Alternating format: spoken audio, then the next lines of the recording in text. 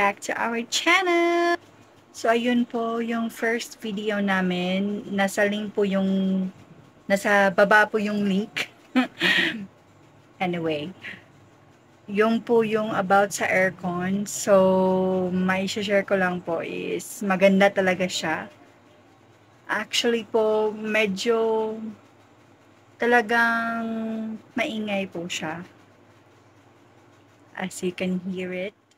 Yun po, maganda pa rin siyang gamitin. And then, just to share with you, our first bill was around 2,000.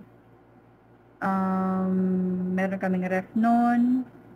And then, laptop, charger, PLDT 24/7 nakasaksak, ilaw, 24/7 nakaandar. And then, electric fan also because we switch aircon to electric fan during day and night. Tapos po, pagka next month, bill namin is around 2,100. Kasi yun na nga, parang sumusobra na yung paggamit namin sa aircon, dominant na siya. And then, the third month, it was 2,500. That time po is, for 2 months na po siya. Actually, 2,500 po siya. Kasi po, we turn on our aircon like at least 12 hours a day. And then, laptop pa, tapos 24/7 na ilaw. And then, while recently, yung last bill po namin is nag-abot ng 2,700 kasi po meron na kaming PC that is on during 9 hours a day and 5 days in a week for my work.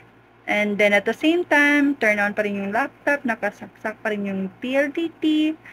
And then sometimes we turn on our speaker, refrigerator, and then I do also have washing machine. I forgot to mention that before. So I do the washing like at least once in a week. And then actually po yung bill na sinasabi ko is that includes our total bill with our light and water bill. So yes, hindi po siya masyadong like inverter, pero at least in that way you can save money. And then po, yun na satisfaction naman po is one like from 10, I can say 8 for customer satisfaction po. So, I would say like a family with the 4 of us, it is kind of habit na maganda po siyang gamitin. So, yun po. Thank you. Sana po meron kayong natutunan or meron kayong idea na kung ano yung aircon nyo. For me, as a customer, satisfied po ako. Yun, naka-low po ba kami palagi for temperature? 25. Wait lang, papakita ko po sa inyo ha.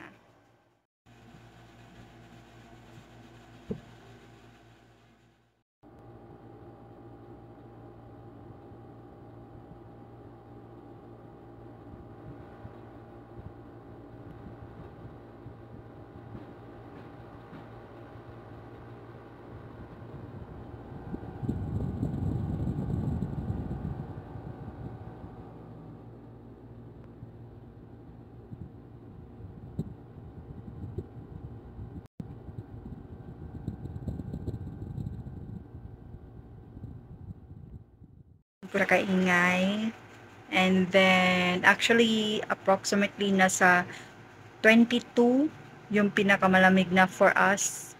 And then, usually we're at temperature 25, 26. Depende. Pero mostly nasa 25 to 26 lang talaga. Or 30 pag malamig na shadow. And then, so far, yun lang po ang mga importanteng details for an update from our last video. Sana po mag-subscribe kayo. And then, welcome to our family channel. Anyway po, marami pa po kami mga updates for any kind of videos. And then if you would like to comment down below or any questions you have, just comment there sa baba. And then, yun na po. Be safe and stay at home. Bye!